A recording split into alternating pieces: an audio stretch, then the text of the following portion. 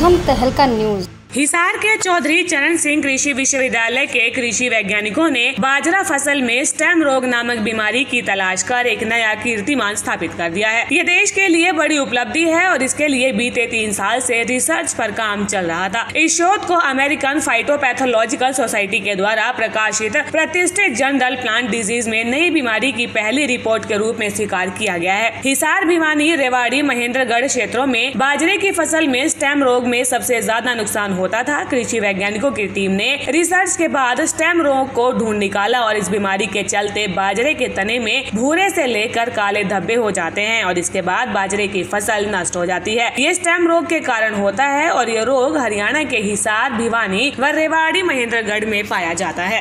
देखिए, बाजरा में जो हमने आइडेंटिफाई किया है एक नया बीमारी, stem rot of pearl millet, यानी बाजरे का तना गलन रोग। ये अब से पहले जो है विश्व में कहीं भी नहीं होता था और इसकी जो पहली रिपोर्ट है वो अपने हरियाणा से गई है।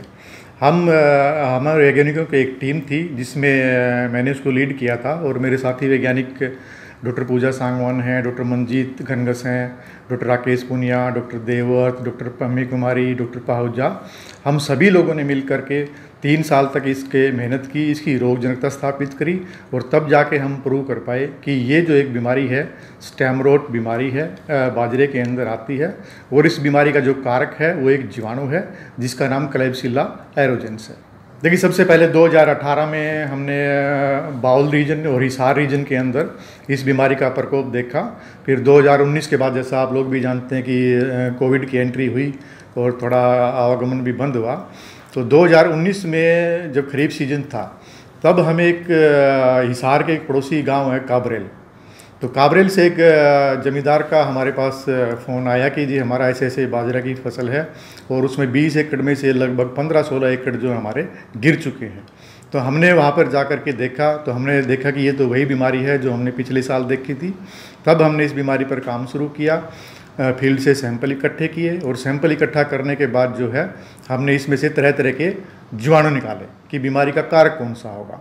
तो उस समय हमें बहुत प्रकार का फंजाई भी मिला, एक्टिनोमाइसिट्स भी मिला, बैक्टीरिया भी मिला। फिर कई सैंपल को हमने कलब करके देखा कि इनमें से एक मोर्फोटाइप का ग्रुप कौन सा जो जीवाणु है बना रहा है। तो मैं आपको बल्कि दिखाना चाहूँगा। तो हमने इस तरह की जो कॉलोनी बनी, हमारे जो कल्चर जो हमने ऑब्टेन किए उस बीमारी वाले पोर्शन से, तो इस तरह की जो कॉलोनी बनी, हमने उसको जाना कि भाई ये वाली कॉलोनी जो है हर सैंपल से हमें मिल रही है। तो हम इसके पीछे गए कि भाई इस तरह का ये क्या चीज़ है। तो इसको प्रारंभिक तौर पर देखकर हमने अंदाज़ा लगाया कि ये बैक्टीरिया है, जीवाणु है। फिर इसको हमने जो अलग अलग सैंपल थे सभी सैंपल को इकट्ठा करके इनके मोर्फोटाइट्स इकट्ठे किए और फिर हमने सोचा कि भाई इनको दोबारा जो है जो हमारा एक टेस्ट होता है पैथोजेनिसिटी टेस्ट, यानी रोग जनकता टेस्ट, जिससे हमें ये पता लगता है कि यही वास्तव में कारक है या नहीं है, क्योंकि हमें जीवाणु तो बहुत सारे मिले थे। फिर हमने कंट्रोल्ड कंडीशन के अंदर और फील्ड के अंदर, दोनों कंडीशन के अंदर इसी जीवाणु का जो है कल्चर हमने मास लेवल पे तैयार किया और हमने आर्टिफिशियल तरीके से जो है बाजरा क्रॉप के अंदर उसको इंसर्ट किया। तो हमने दोनों ही कंडीशन में, कंट्रोल्ड कंडीशन में भी यानी प्लांट ग्रोथ चैम्बर के अंदर भी और फील्ड कंडीशन के अंदर भी, दोनों में ही हम इसकी रोगजनकता स्थापित करने में कामयाब हुए। उससे हमें श्योरिटी मिली कि यही वो जीवाणु है जिससे ये बीमारी होती है। उसके बाद हमने इस जीवाणु को जानने के लिए भी है क्या चीज़, तो इसके लिए हमने इसके बायोकेमिकल, मॉर्फोलॉजिकल, मोलिकुलर टेस्ट किए और वो टेस्ट वगैरह सारे करने के बाद हमने इसका डीएनए पे भी काम किया। डीएनए का एक सेगमेंट होता है 16S RNA, तो उस सेगमेंट पे हमने काम करके इसका सारा डीएनए का जो न्यूक्लियोटाइड सीक्वेंस हमने प्राप्त किया, उस सीक्वेंस के आधार पर हमने इसका नामकरण किया कि ये क्लेब्सिला एरोजेंस है। जो मैचिंग करी हमने ब्लास्ट किया, उससे लगा कि ये क्लेब्सिला एरोजेंस है। फिर हमने जैसे ही अमेरिकन फाइटोपैथोलॉजी सोसाइटी, जो कि एक ऐसी सोसाइटी है विश्व के अंदर जो वही जो मानती है और उसी की मान्यता है कि दुनिया के अंदर सबसे पहले जो रिपोर्ट है वो एक्सेप्ट करने योग्य है या नहीं है, या उससे पहले वो रिपोर्ट एक्सेप्ट हो चुकी है।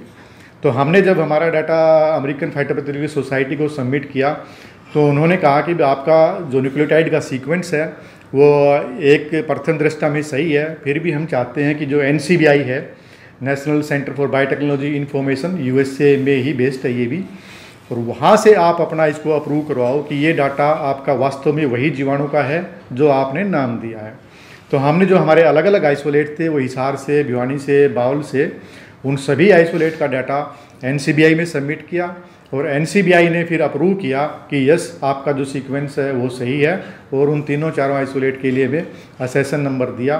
फिर हमारा कंफर्मेशन हुआ कि ये डिजीज जो है स्टेम रोट है और इसका जो कारक जीवाणु है वो क्लेब्सिला एरोजेंस है। देखिए, बाजरा जो है आमतौर पर माना जाता है कि एक गरीब लोगों की फसल है और ये कमज़ोर धरती पे ही उगाई जाती है और कमज़ोर इसका इनपुट्स रहता है, ज़्यादा इस पर खर्चा भी नहीं करते, पानी भी इसमें कम ही देते हैं, हल्की ज़मीन में उगाया जाता है। और सबसे बड़ी बात कि एक शॉर्ट ड्यूरेशन की क्रॉप है, 3 महीने से पहले जो है पककर तैयार हो जाती है। तो हमारा पहला कोशिश ये रहेगा कि हम किसी केमिकल पे न जा कर के इसका जेनेटिक लेवल पे ही कोई प्रतिरोधक क्षमता का स्रोत को ढूंढें। आनुवंशिकी तौर पर हम अलग अलग इनब्रेड स्लाइन और हाइब्रिड्स पे काम कर रहे हैं।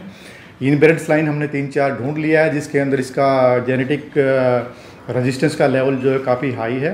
हाइब्रिड पे हम काम कर रहे हैं, तो हम उम्मीद करते हैं कि इस जो खरीफ सीज़न है इसके अंत तक हम कुछ बताने में कामयाब होंगे कि ये इसका रेजिस्टेंस सोर्स है। तो हम चाहते हैं कि जेनेटिक लेवल पे ही इसका मैनेजमेंट हो। देखिए, बीमारी की सही पहचान करना आज के दिन बहुत महत्वपूर्ण है। जब तक बीमारी की सही पहचान ना हो, उसके कारक की पहचान ना हो, तो हम उसके जो है रोकथाम के उपायों पर नहीं जा सकते। तो हमने समय रहते जो है इस बीमारी को पहचान लिया है, इसके कारक जीवाणु को भी पहचान लिया है, और इससे पहले कि इसका जो है अलग अलग जिलों में विस्तार हो इस बीमारी का, हम इसका जो है आनुवंशिकी तौर पर जो प्रतिरोधक क्षमता वाला जीनोटाइप्स हैं, जो हाइब्रिड्स हैं, इनब्रेड स्लाइन्स हैं, उसको लेकर के हम आगे चलेंगे और फार्मर को जो हम बताने में कामयाब होंगे कि आप ऐसे ऐसे जीनोटाइप या हाइब्रिड्स यूज़ करें जिससे आगे बीमारी ना फैले। जी बिल्कुल सही वाजिब सवाल है। बीमारी को पहचानना सबसे इम्पोर्टेंट बात है।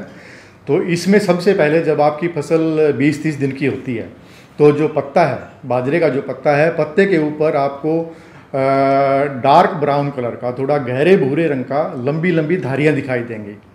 और धीरे धीरे इन धारियों की संख्या में वृद्धि होगी और उसके बाद जैसे बरसात का सीजन शुरू होगा तो जो तना है, तने के ऊपर एक जल सिक्त धब्बा बनने स्टार्ट होंगे और तने को आप यदि दबा करके देखोगे तो आपको थोड़ा सा नरम लगेगा, जो हल्के से प्रेशर के साथ या हवा के प्रेशर के साथ जो है ज़मीन पर गिर जाएगा।